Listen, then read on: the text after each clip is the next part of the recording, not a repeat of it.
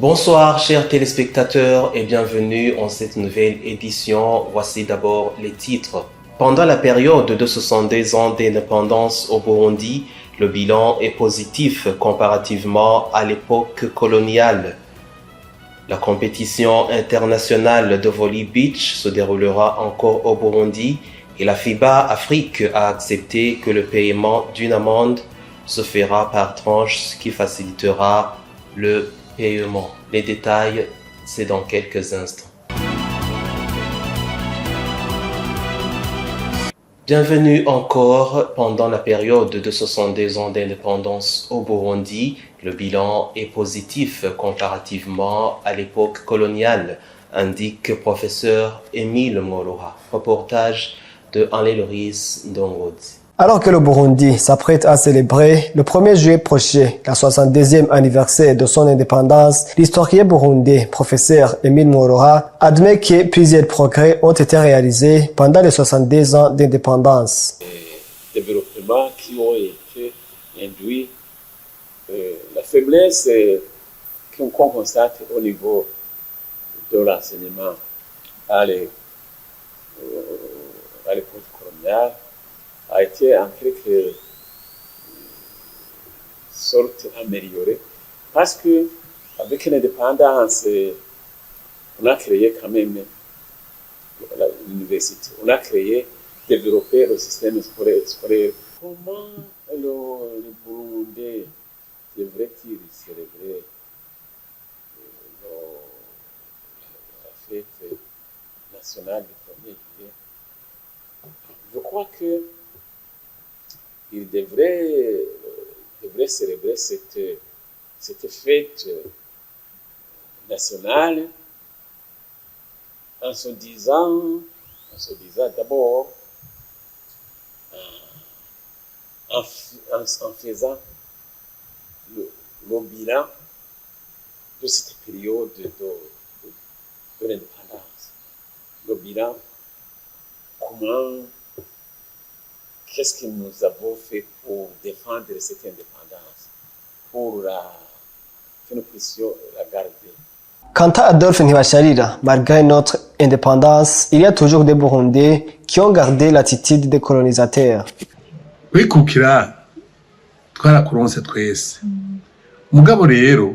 C'est bien que nous avons eu notre indépendance, mais il y a des gens qui veulent toujours se faire comme des colonisateurs, qui veulent exploiter les autres, qui veulent récolter les fruits des efforts des autres. Ce n'est pas acceptable que je cultive et que toi, sous prétexte que tu es une autorité, tu vas récolter.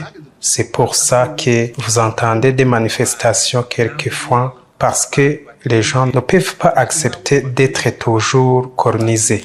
Au niveau des différents services où les autorités donnent de l'emploi aux membres de leur famille, au lieu de prioriser des experts dans le domaine qui sont capables d'améliorer le rendement auquel va bénéficier tous les Burundais, mais tu priorises celui qui va améliorer le rendement au niveau de votre famille. Rappelons que le Burundi a eu son indépendance après plus de 60 ans de colonisation allemande de 1896 à 1916 et belge de 1916 à 1962. La compétition internationale de volley beach se déroulera encore au Burundi et la FIBA Afrique a accepté que le paiement d'une amende se fera par tranche, ce qui facilitera le paiement. Les détails avec Jules Verne Nakimana. La compétition internationale de volley beach va recommencer au Burundi au mois de septembre, après que cette compétition a connu le succès l'année passée, comme l'indique Serge Nakavura, le président de la Fédération de volleyball au Burundi. Aujourd'hui, on est venu ici pour vous annoncer le lancement officiel de la compétition mondiale de volleyball beach, appelée communément World Beach Pro Tour, qui va se dérouler ici au Burundi. Vous le savez, au niveau de la Fédération mondiale de volleyball, nous sommes déjà en ordre avec tous les documents requis. Et ici, je citerai les contrats entre la Fédération burundaise de volleyball et la Fédération internationale de volleyball. Et je citerai la désignation du technical delegate, je citerai la désignation de la personne de contact donc, entre la Fédération burundaise et la Fédération internationale de volleyball. Nous avons 4 niveaux de compétition. Pour le cas du Burundi, nous allons abriter le 4e niveau. C'est-à-dire le 4e niveau, nous sommes toujours au 4e niveau de la compétition. Et ce 4e niveau comprend toujours 36 pays. C'est-à-dire, s'il n'y a pas des absents, c'est-à-dire qu'il y aura au total de 36 pays ici chez nous, au Burundi. Et au basketball, les amateurs du Barreau Orange ont accueilli avec joie la mesure de la FIBA Afrique accepter le paiement par tranche une amende de 50 000 francs suisses. Kraver Hachimana, le président de la FEBABU, profite de cette occasion pour appeler les amateurs du Barreau Orange de venir nombreux pour assister au championnat Viva Basketball League. C'est vraiment un sentiment de satisfaction que j'exprime devant vous, que nous avons vraiment reçu et accueilli la nouvelle avec satisfaction. La fédération aimerait lancer un appel à l'intention des spectateurs, c'est que nous les invitons à venir nombreux, soutenir les équipes, assister aux matchs, parce que les matchs se joueront en arrêt sur 4 week-ends et en retour sur 4 week-ends. C'est là où nous pensons que nous aurons quand même des recettes qui pourront nous aider à rembourser au moins la première échéance de 5 000 francs suisses. Et là, j'aimerais préciser que sur 5 000 francs, quand un spectateur paie à l'entrée, une partie sera affectée au paiement de l'amende. C'est que le spectateur aura lui aussi contribué au paiement de l'amende. Vous saurez que le championnat VBL commencera le 6 juillet 2024 au terrain de département. Les personnes obèses ou les personnes âgées pourraient développer des problèmes à la colonne vertébrale. Dr Boaz Niwitanga nous explique les différentes causes du mal au dos ainsi que leur traitement. Reportage de Ilakodze Ange Negrite. Certaines des causes qui font qu'un être humain ait une malaise au niveau de la colonne vertébrale fait partie du surpoids ou autre maladie, comme le dit Boaz Niwitanga, docteur généraliste. Il y a des douleurs au niveau, il y a des patients qui souffrent des douleurs au niveau de la colonne vertébrale. En médecine, la colonne vertébrale, on appelle ça rachis. Le rachis est divisé en 3 parties. Il y a le rachis cervical.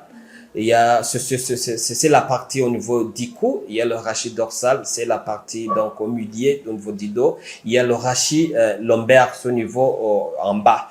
Donc les douleurs du rachis peuvent provenir de différentes causes. La première cause, ça peut être donc les douleurs issues d'une position allongée. Les personnes qui peuvent passer plus de 8 heures au bureau en train de s'asseoir, donc ça peut causer des problèmes de douleurs lombaires, donc les lombalgies, les dorsalgies ou les cervicalgies. Donc une position assise allongée. Donc c'est conseillé. Donc si tu passes quelques heures en train de s'asseoir, tu peux interchanger, tu peux te mettre debout quelques minutes. Ou si tu as passé plusieurs heures à ton état debout, tu peux passer quelques minutes aussi en te mettant assis pendant quelques minutes pour donc interchanger, pour soulager les vertèbres, les disques au niveau de la colonne vertébrale. Ça, c'est la première cause. Donc, la deuxième cause, c'est le surpoids.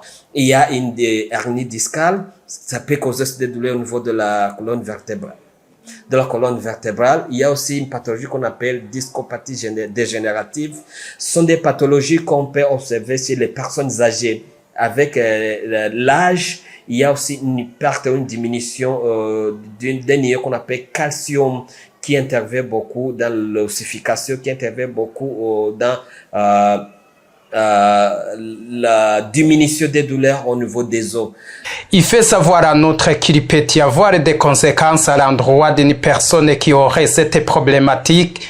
Elle invite à se faire soigner le plus tôt possible dès qu'il commence à entendre les douleurs. Il y a des conséquences ou des inconvénients chez une personne avec des douleurs lombaires, probablement sur dans la vie quotidienne, premièrement, il y a l'absentéisme.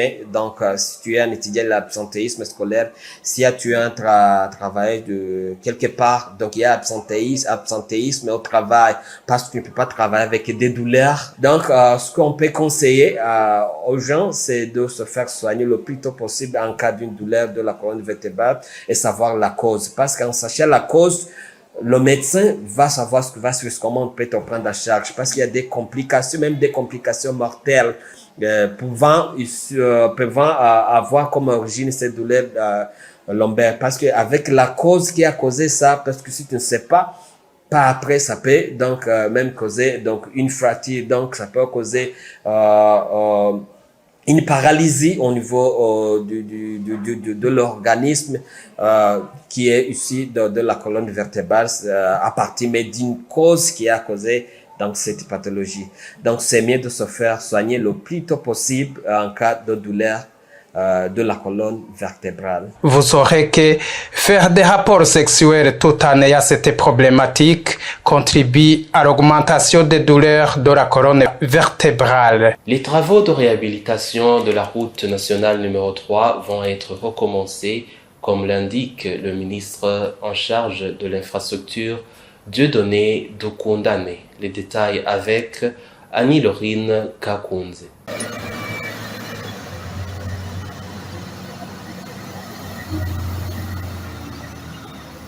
La montée des eaux du lac Tanganyika est l'un des facteurs qui a causé l'arrêt des travaux de réhabilitation de la route nationale numéro 3. Le ministère chargé des infrastructures, Dieudonné Dukundane, l'a signalé lors de la séance plénière du Sénat, composée de différents ministres et d'autres chefs de différentes institutions.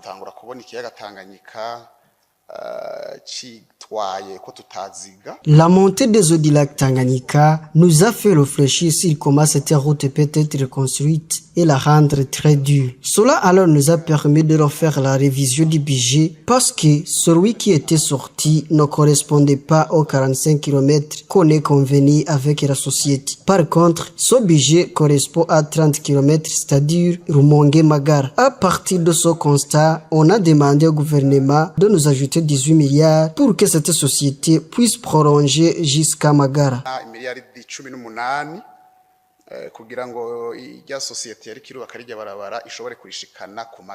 Dieudonné Dukundane tranquillise les citoyens que les travaux vont être recommencés bientôt. Nous sommes rassurés que la société chargée de la réhabilitation de cette route se prépare en conséquence. Les travaux vont recommencer. Nous allons présenter le premier rapport des travaux réalisés. Nous avons constaté que le coût des activités de réhabilitation, le Rumonge-Magara, s'élève peu à près 200 milliards. Il serait difficile de justifier. Nous tranquillisons les citoyens que les travaux ont été interrompus pour défendre l'intérêt du pays.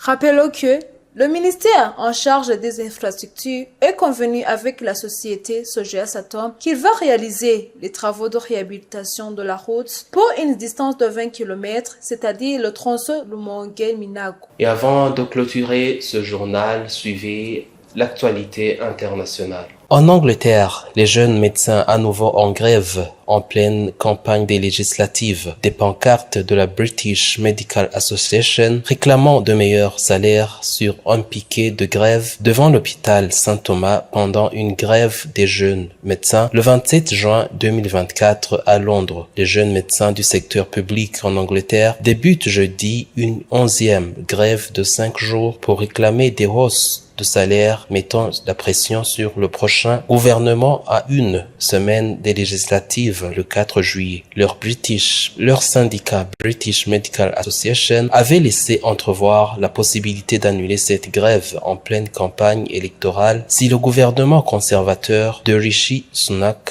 s'était engagé à revaloriser le salaire de ces médecins qui sont près de 70 000 en Angleterre. Il a également prévenu que d'autres grèves pourraient avoir lieu cet été si les négociations avec le prochain gouvernement n'avancent pas. Dans un de prix convenable. Son 11e mouvement des junior doctors, dont le statut est comparable à celui des internes en France, met une nouvelle fois en lumière la crise du système public de santé, l'un des enjeux majeurs de ces élections législatives, qui constituent près de la moitié des médecins en Angleterre, ont débuté leur mouvement il y a plus d'1 an et demi. Ils ont conservé en janvier leur plus longue grève de l'histoire avec 6 jours consécutifs de débrayage. Au Kenya, une nouvelle journée de manifestation contre le gouvernement. Le président William Ruto a annoncé mercredi le retrait du projet de hausse des impôts. Les Kenyans recommencent à manifester car une partie du projet n'est pas annulée et des nouvelles taxes sont mises en place. Ils ont donc manifesté aux abords du complexe abritant l'Assemblée nationale et le Sénat. Certains bâtiments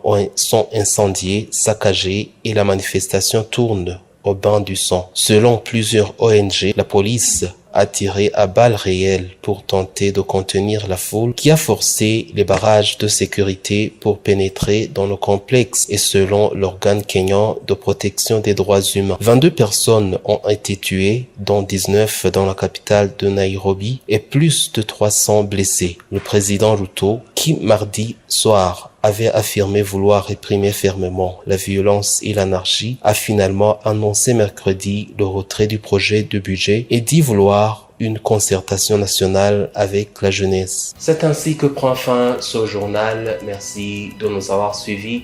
Très belle soirée à tous.